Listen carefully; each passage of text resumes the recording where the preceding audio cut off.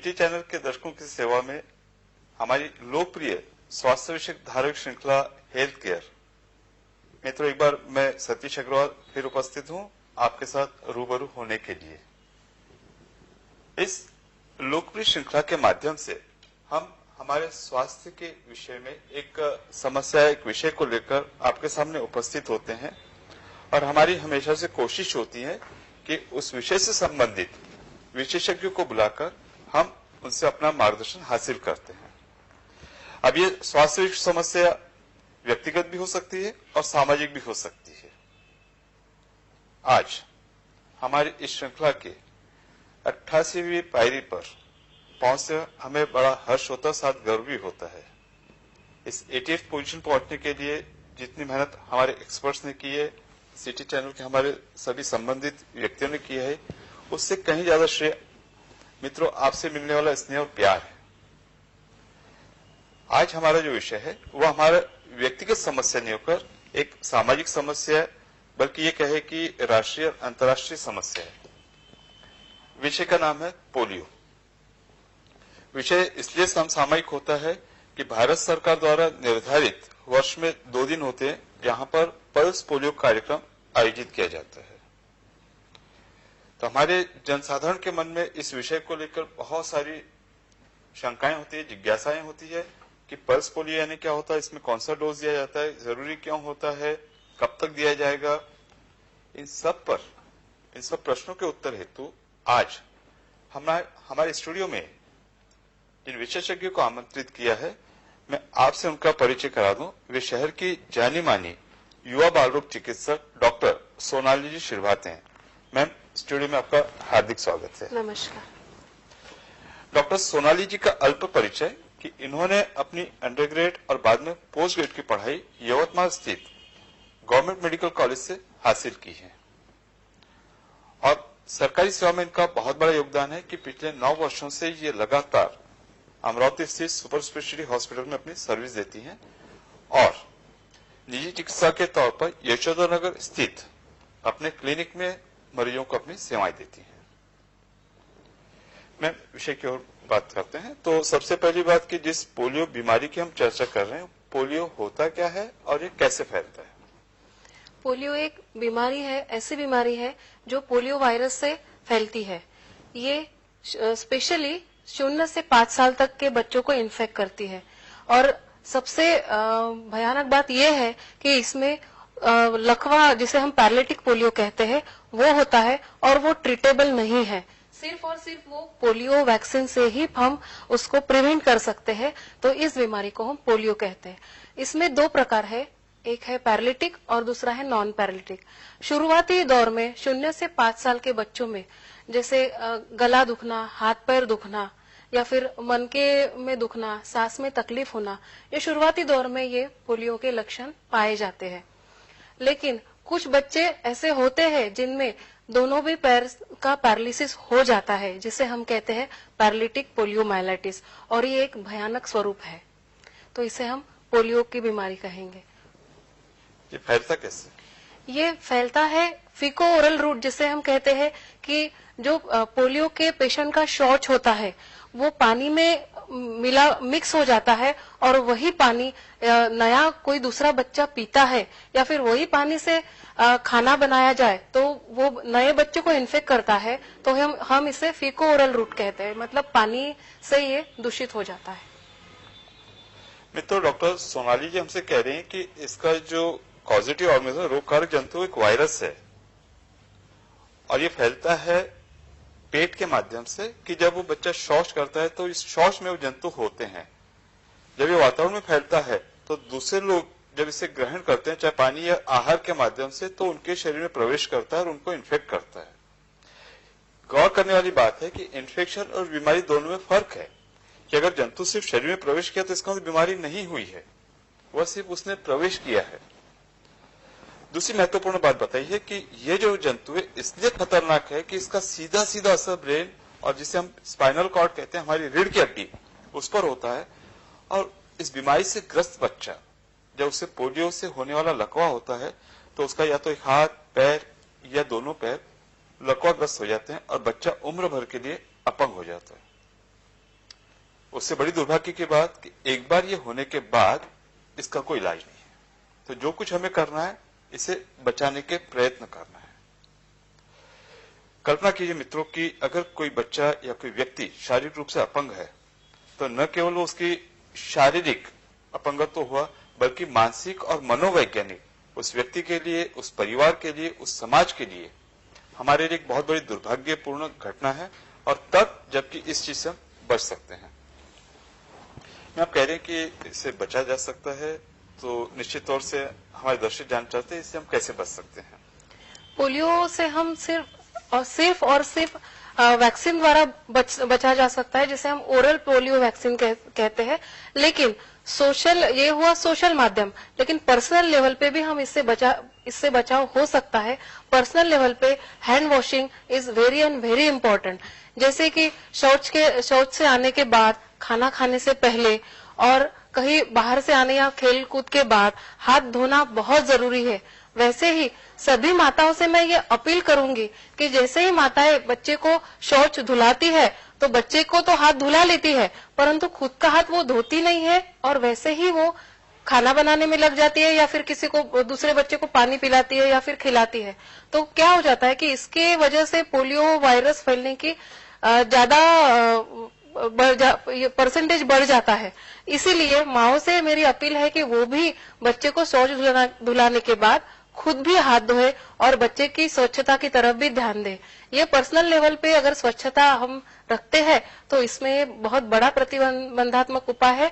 और social level पे हम देखा जाए तो खुले में शौच ना करना ये सबसे बहुत जरूरी है, क्योंकि इसी के द्वारा ही पोलियो का फैलाव होता है। और पानी साफ रखना, अपना परिसर साफ रखना, स्वच्छ पानी में से खाना बनाना या फिर खाना लेना, that is also very important. तो ये कुछ चीजें बहुत जरूरी है जो प्रतिबंधात्मक उपाय में आती है। और पोलियो वैक्सीन और ओरल पोलियो वैक्सीन और इनएक्टिवेटेड, जिसे हम आईपीवी कहते हैं, तो ये एक भी महत्वपूर्ण आते हैं जो हम प्रतिबंध पोलियो से हो सकता है।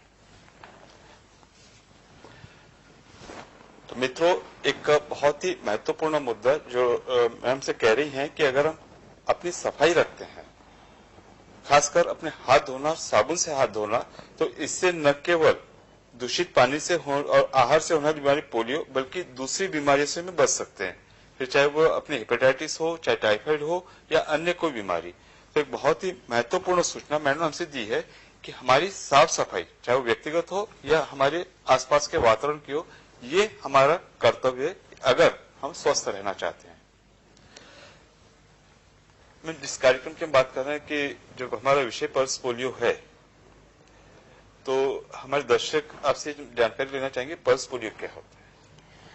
पल्स पोलियो, जिसे हम कहेंगे कि बहुत सारे लाखों करोड़ों बच्चों को एक ही दिन में, एक ही शेड्यूल में, एक ही दिन में हम जब पोलियो डोज पिलाते हैं तो हम उसको पल्स पोलियो वैक्सीनेशन कहते हैं।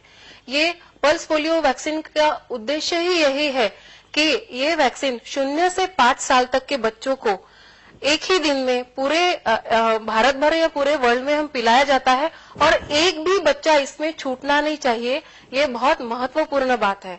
अगर ऐसा होता है कि कोई स्लम एरिया में किसी बच्चे ने वैक्सीन नहीं लिया है तो फिर हर्ड इम्यूनिटी जिसे हम कहते हैं, जो वैक्सीनेटेड बच्चा है जिसे हमने पल्स पोलियो दिया है, उसके पेट में वो वैक्सीन जाके शॉट्स द्वारा वो जब पानी में मिलता है वो वैक्सीन, और वो जो बच्चे ने लिया नहीं है उसे भी वो वैक्सीन मिल जाता है, जिसे हम हर्ड इम्यूनिटी कहते हैं। मतलब अपने आप ही जो वैक्सीन वाला वायरस है वो अपने आप ही फैल जाता है और वो सारे बच्चों को प्रोटेक्ट करता है। मतलब एक भी बच्चा इससे छूटता नहीं है, जिसे हम कहते हैं पल्स पोलियो वैक्सीनेशन। और इसकी वजह से होता यह है कि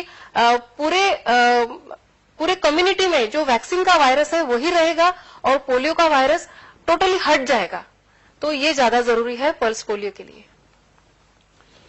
मित्रों, पल्स पोलियो की जो 2 बूंदें होती हैं, तो मात्र बूंदें नहीं हैं, उसमें लाखों जीवित लाइव कीटाणु होते हैं पोलियो के। पर जो पोलियो का जंतु होता है जिससे बीमारी होती है और वैक्सीन में जो टीका होता है उसमें फर्क यह है कि इसमें से जो बीमारी की क्षमता होती है टीके में से निकाल ली गई है, लेकिन जो प्रतिकार निर्माण करने की जो क्षमता है वो बनी रहती है। मैम से कह रही हैं कि जब हम इतना टीका एक साथ में इतने बच्चों को दे रहे हैं तो हमारे बच्चों के पेट में वो टीके वाला वायरस गया जिससे बीमारी नहीं होती, अपितु उसकी जो रोग प्रतिरोधक शक्ति कायम करने की, निर्माण करने की क्षमता होती बनी रहती है।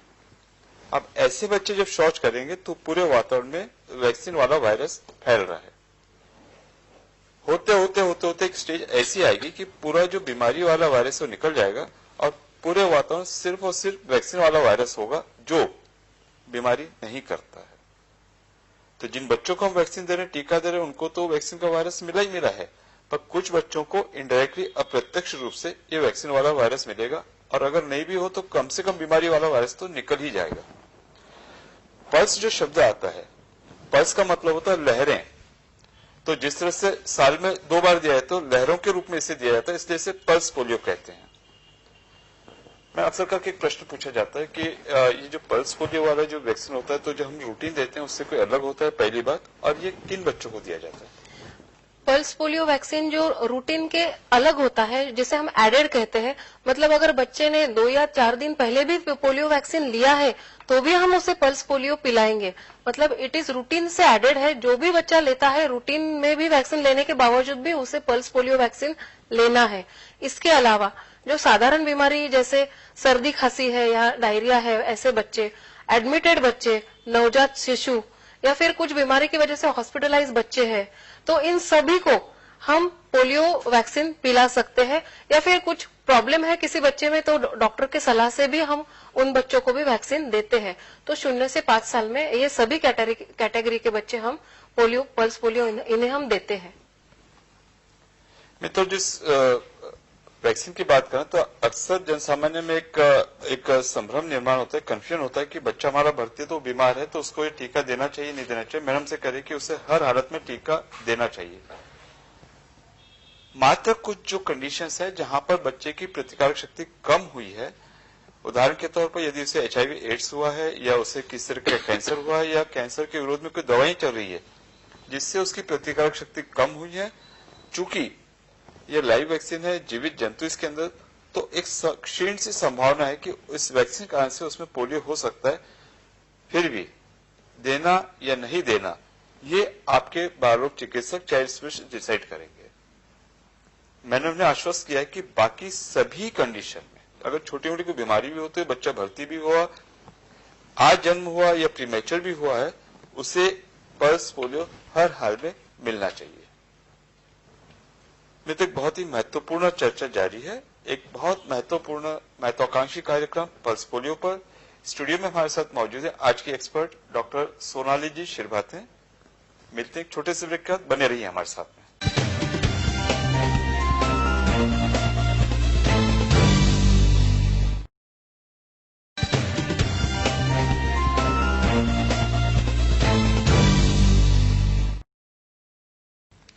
मित्रों, एक बार फिर स्वागत है आपका। आज की चर्चा का विषय है पल्स पोलियो और विशेषज्ञ मौजूद हैं डॉक्टर सोनाली जी शिरभाते। मैम, एक बहुत ही महत्वपूर्ण और महत्वाकांक्षी कार्यक्रम जहां पर आप बता रहे हैं कि लाखों करोड़ों बच्चों को एक ही दिन में ये टीका दिया जाता है, तो निश्चित तौर से ये कोई आज और कल की बात तो नहीं, इसकी काफी तैयारी करनी पड़ती होगी। इस विषय में आप क्या कहना चाहेंगे? देखिए, पल्स पोलियो जो ये प्रोग्राम है ये शुरू होता है इंटरनेशनल लेवल से, इंटरनेशनल, नेशनल, अपना गवर्नमेंट, और फिर आता है इंडिविजुअल लेवल पे भी। तो ये जो प्रोग्राम है ये एक वाइड रेंज में है। तो इंटरनेशनल संस्थाएं हैं जैसे कि यूनिसेफ है, WHO है, ये स्ट्रैटेजी तय करती है कि हमें कब जैसे पल्स पोलियो कब लेना है, कहाँ इम्प्लीमेंट करना है, कौन से दिन लेना है, उसकी स्ट्रैटेजी क्या है, ये सब नेशनल सारे कंट्रीज में ये स्ट्रैटेजी वो बता देते हैं। उसके बाद में नेशनल लेवल पे हर जैसे अपने गवर्नमेंट ऑफ इंडिया डिसाइड करता है, पोलियो बूथ्स डिसाइड करता है, फिर कर्मचारी अपॉइंट किए जाते हैं, सब सरकारी कर्मचारी अपॉइंट किए जाते हैं इसके लिए, उन कर्मचारियों को ट्रेनिंग दिया जाता है और वैक्सीन वायल मॉनिटरिंग जिसे हम कहते हैं, जैसे वैक्सीन का जो एफिकेसी है जिसे हम टेस्ट करते हैं वो देखना बहुत जरूरी है कि जो पल्स पोलियो वैक्सीन मिल रहा है वो बराबर एफिकेसी का है कि नहीं। उसके लिए कोल्ड चेन मेंटेनेंस, जैसे डीप फ्रीजर से वैक्सीन आता है, उसके बाद में फ्रीजर, उसके बाद में कोल्ड चेन के द्वारा वो बूथ तक पहुंचाना वो भी बेहद जरूरी है। उसके अलावा जो सरकारी सब कर्मचारी है जो अपॉइंट किए गए हैं वो पल्स पोलियो पिलाने का उनको ट्रेनिंग दिया जाता है। ट्रेनिंग के अलावा पूरे इंडिया में वो एरिया में बच्चों की लिस्ट बनाई जाती है, कितने लाभार्थी है बच्चे, किनको हमको पोलियो देना है। इसके अलावा रेलवे स्टेशन, बस स्टैंड, कुछ काफी हॉस्पिटल्स, टेम्पल्स है, चर्च, गुरुद्वारा एक्सेट्रा, इन सभी चीजों पे वैक्सीन अवेलेबल करना, ये सब चीजें देखकर वो स्ट्रेटेजी इम्प्लीमेंट करना और वो बच्चे को पोलियो देना, इसे हम ये सब जो है वो पल्स पोलियो में आता है। लेकिन इसके अलावा भी ऐसा नहीं कि यहाँ पे खत्म होता है। जो बच्चे पोलियो देना जिनको नहीं मिला है या फिर जो छूट गए हैं तो उनको डोर टू डोर से मतलब अगले दिन वो उस बच्चे तक पहुंच के उनको वैक्सीन पिलाना, ये भी पल्स पोलियो में आता है। तो ये बहुत बड़ा काम है जो हमारा गवर्नमेंट ऑफ इंडिया बहुत अच्छे से कर रहा है और हमें नाज होना चाहिए अपने सरकारी कर्मचारियों पे जो इतना बड़ा प्रोग्राम वो एकदम सुलभ रीति से करते हैं और उसे सक्सेसफुल भी बनाते हैं। तो ये सब कुछ आता है पल्स पोलियो में। मित्रों, अगर इतिहास की बात करें तो 1988 में 1988 में WHO यानी विश्व स्वास्थ्य संगठन जो स्वास्थ्य संबंधी सर्वोच्च संस्था है उसमें प्रस्ताव पारित हुआ था कि जो रूटीन हम लोग इम्यूनाइजेशन कर रहे हैं, डोज दे रहे हैं, शायद पर्याप्त नहीं है। तो इसका मतलब बच्चों को पोलियो से बचाने के लिए एक्स्ट्रा डोज देने की जरूरत है।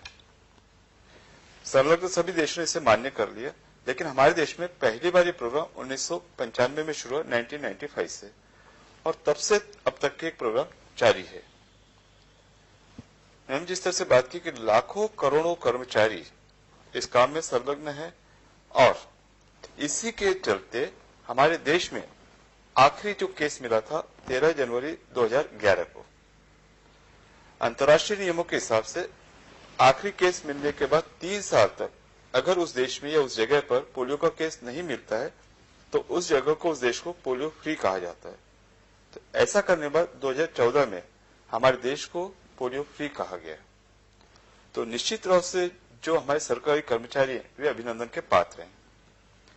इसके अलावा अब इतना जो व्यापक और महत्वाकांक्षी प्रोग्राम है, सरकार ने कुछ एनजीओ जो है, खासकर रोटरी क्लब, उनकी मदद ली है। प्राइवेट में कुछ लोग जो प्राइवेट में जाना चाहते हैं उनकी मदद ली है। तो हम जैसे जो प्राइवेट में काम करने डॉक्टर्स है वो अपने यहाँ पर ये बूथ लगाते हैं। सरकार अपनी तरफ से पूरी मदद मुहैया कराती है। इसीलिए ये न केवल सरकार का या किसी शासन का काम है, ये बल्कि हमारा सबका कार्यक्रम है और इसे सफल बनाने के लिए हम सबकी जवाबदारी भी है। मैम, आपने बातचीत में बताया था कि एक इंजेक्शन में हम लोग तो जो पल्स पोलियो देते हैं वो मुंह से पिलाते हैं, और आपने बताया कि एक अलग से टीका है जो इंजेक्शन के रूप में आया, वो कौन सा है? इसको हम आईपीवी कहते हैं, मतलब इनएक्टिवेटेड पोलियो वैक्सीन, जो इंजेक्शन से हम पेशेंट को देते हैं। 6, 10, 14 वीक्स के एज पे हम ये वैक्सीन हर एक बच्चे को देते हैं। इसका स्वरूप ये है कि जैसे ओरल पोलियो जो है वो लाइव है, मतलब जीवित उसमें डोजेज है, डोज ऑफ वायरस है, लेकिन इनएक्टिवेटेड में ये किल्ड वैक्सीन है, ये टोटली सेफ है, ये बिल्कुल भी हानिकारक नहीं है। तो अभी आप पूछोगे कि ये लॉन्च क्यों किया गया है, तो इसका भी रीजन ये है कि जैसे धीरे धीरे अभी ओरल पोलियो धीरे धीरे कम होकर बंद हो जाएगा और धीरे धीरे हम आईपीवी बढ़ाएंगे और आईपीवी मतलब इंजेक्शन पोलियो ही रहेगा, इंजेक्शन पोलियो वैक्सीन ही रहेगा। इसका उद्देश्य ये है कि एक तो ये सेफ है, किल्ड वैक्सीन है, और ये जो वायरस जो कम्युनिटी में रहेगा वो सेफ वायरस रहेगा। और एक रेयर से रेयर पॉसिबिलिटी जो है कि ओरल जो विषाणु होते तो उसकी वजह से लाखों लाखों करोड़ों बच्चों में एक आधा बच्चा ऐसा रहता है कि जिसे पोलियो हो सकता है। तो ऐसा ये सिर्फ ओरल वैक्सीन में ही रहेगा। अगर इंजेक्शन वैक्सीन हम पूरा कवर करते हैं तो इंजेक्शन वैक्सीन में ये चांसेस भी नहीं रहेगा, किसी को पोलियो भी नहीं हो सकता, और जो भी है कम्युनिटी में जो वैक्सीन रहेगा वो वैक्सीन रिलेटेड वायरस रहेगा, वाइल्ड वायरस पूरा चला जाएगा, जिसे हम कहेंगे स्विच ओवर। तो ये बहुत महत्वपूर्ण है इंजेक्शन पोलियो वैक्सीन जो गवर्नमेंट ऑफ इंडिया ने लॉन्च किया है, और हर एक हॉस्पिटल में और हर एक गवर्नमेंट हॉस्पिटल में ये अवेलेबल है और हर एक बच्चे को अभी ये दिया जा रहा है। मित्र, जिस तरह से मैडम बता रहे हैं कि दोनों जो टीके होते हैं, तो जो मुंह से पिलाते हैं वो जीवित जंतु हैं और जो इंजेक्शन से दिया जाता है वो किल्ड है, यानी वे मृत जंतु हैं। हुआ ये कि इतना जो 1995 से चले आ रहा कार्यक्रम, तो भी ऐसा पाया गया कि कुछ सालों तक के पूरे डोज देने के बाद, पल्स पोलियो देने के बाद लाखों करोड़ों में से किसी बच्चे को पोलियो हो रहा था। अब तक हमारी मान्यता थी कि पोलियो डोज न मिलने के कारण से पोलियो हो रहा था। विशेषज्ञों की इस पर चर्चा हुई कि इतने डोज देने के बाद में पोलियो क्यों हो रहा है, और ये चिंताजनक इसलिए हुई कि अगर आप किसी को कोई दवाई देते हैं तो बीमार बच्चे को दे रहे हैं, और अगर किसी को टीका दे तो स्वस्थ बच्चे को दे रहे हैं उस बीमारी से बचाने के लिए। पर टीका अगर खुद बीमारी करने लगे तो काफी गहन चर्चा के बाद निष्कर्ष ये निकला, दो पॉसिबिलिटी हो सकती है कि जिस वैक्सीन को हमने दिया जो जंतु था वो अपने आप में पलट के बीमारी वाला जंतु बन गया हो, एक, या ये जो जीवित जंतु है जिनमें प्रतिकारक शक्ति नहीं, उनको ही बीमारी हो सकती है। तो इस पे उपाय क्या हो सकता है कि फिर ये जो हम मुंह से जीवित जंतु दे रहे हैं इसे निकालकर हम इंजेक्शन के माध्यम से वो जो किल्ड हैं, मृत जंतु, वो दिए जाए। फिर से WHO विश्व स्वास्थ्य संगठन की बैठक हुई सन 2012 में, और उन्होंने निर्देश दिया कि जहां पर ये जीवित जंतु दिए जा रहे मुंह से पिलाने वाले, उन्होंने अब इसको खत्म करके किल्ड वैक्सीन यानी इंजेक्शन वाले लस दिया जाना चाहिए, टीका देना चाहिए। चूंकि इंजेक्शन के माध्यम से है, काफी महंगा कार्यक्रम था। भारत सरकार और भारत सरकार के साथ 126 देशों ने 2015 में इसे मान्य किया, और तब से जैसे मैडम बता रही हैं कि सरकारी क्षेत्र में ये टीका अवेलेबल हुआ है। प्राइवेट डॉक्टर्स के यहाँ पर पहले से चल रहा था, अभी भी चल रहा है। अब ये हमारा कर्तव्य होता है कि जब तक पोलियो पूरी तरह से पूरे विश्व से नहीं निकल जाता, तब तक ये दोनों टीके जारी हैं।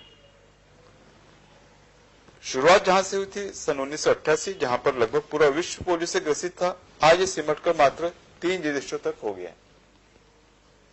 मेरे ख्याल से वो 3 देश हैं, पाकिस्तान, अफगानिस्तान और नाइजीरिया। ये 3 देश हैं जहां से पोलियो अभी तक गया नहीं है। इसीलिए हमें पूरे विश्व में पल्स पोलियो इम्यूनाइजेशन करना पड़ता है, ताकि ये सब पूरा देश या पूरा वर्ल्ड कवर हो जाए और पोलियो इरेडिकेट हो जाए। तो जब तक कहीं पर भी एक जंतु या एक केस है, तो पूरे विश्व को उसका खतरा है। तो इसीलिए सभी की कोशिश है कि इस जंतु को निकाल दिया जाए, और जहां से जंतु निकलेगा तो शायद सिर्फ प्रयोगशाला में सीमित हो जाएगा। हम लोग जो पुराने समय के लोग थे, जिनके यहाँ पर हाथों पर चेचक के टीके का निशान है, आज की पीढ़ी सौभाग्यशाली कि उनको टीका नहीं दिया जाता है, क्योंकि इस बीमारी का पूरी तरह से निर्मूलन हो गया, खात्मा हो गया। अब इस टीके की जरूरत नहीं है। पूरी प्रार्थना है, पूरी कोशिश है कि शायद पोलियो का भी ये हाल हो। अब हम लोग कार्यक्रम के अंतिम दौर में हैं, तो इस कार्यक्रम के माध्यम से आप हमारे दर्शकों से क्या अपील करना चाहेंगे? दर्शकों से मैं अपील करना चाहूंगी कि अपने खुद के बच्चे जो 0 से 5 साल तक है, या आस पड़ोस के बच्चे, जान पहचान के बच्चे, आप सभी को आप खुद ही अपील करें, या खुद के बच्चे को तो लेकर ही जाए पोलियो बूथ में, और आस पड़ोस के बच्चों को भी अपील करें कि वो भी पोलियो बूथ पे बच्चे को लेकर जाए और पोलियो डोज पिलाए। ये बहुत महत्वपूर्ण है, ताकि अपने आज अगर हम ये करते हैं, हाँ हमारे लेवल पे गवर्नमेंट ऑफ इंडिया तो कर ही रहा है, हम अगर इंडिविजुअल लेवल पे हम करते हैं, ओपीवी हर बच्चे को देते हैं, तो आगे जाके शायद आने वाली जनरेशन को पोलियो लेने का काम ही ना पड़े, क्योंकि तब तक पोलियो निर्मूलन पूरी तरह से हो जाएगा। ये हमारी खुद की जिम्मेदारी है और हमने इसे निभाना ही चाहिए। तो मेरी यही अपील है कि 0 से 5 साल तक के बच्चे में हर बच्चे को पोलियो ड्रॉप्स मिलना चाहिए और पल्स पोलियो इम्यूनाइजेशन में उन्होंने जाना चाहिए। मित्रों, जिस तरह से मैडम से कह रही हैं कि यह केवल सरकारी कार्यक्रम नहीं है, कोई बाध्यता प्रेशर का कार्यक्रम नहीं, इसमें हमने स्वेच्छा से पूरी तरह से हिस्सा लेना चाहिए। और जहां पर भी कोई भी बच्चा, चाहे हमारे घर का, पास पड़ोस का हो, दूर का रिश्तेदार नातेदार हो, कहीं भी आपको मिले, तो आप ये सुनिश्चित करें कि उस बच्चे को पल्स पोलियो टीका मिला हो। आपकी सक्रिय सहभागिता अगली पीढ़ी का स्वास्थ्य निर्धारित करेगी, और कम से कम एक जो बीमारी है जिससे बच्चा उम्र भर के लिए अपंग हो सकता है, हम उसे बचा सकते हैं। जब इतना महत्वाकांक्षी प्रोग्राम पूरे देश में चलाया जा रहा है तो इसमें से कुछ समाज कंटक लोग होते हैं कि जो कार्यक्रम के बारे में दुष्प्रचार करते हैं, अफवाहें फैलाते हैं। हमारी तौर से हमारे सभी दर्शकों को एक अपील है कि न तो अफवाहें फैलाएं, न अफवाहों के शिकार हों।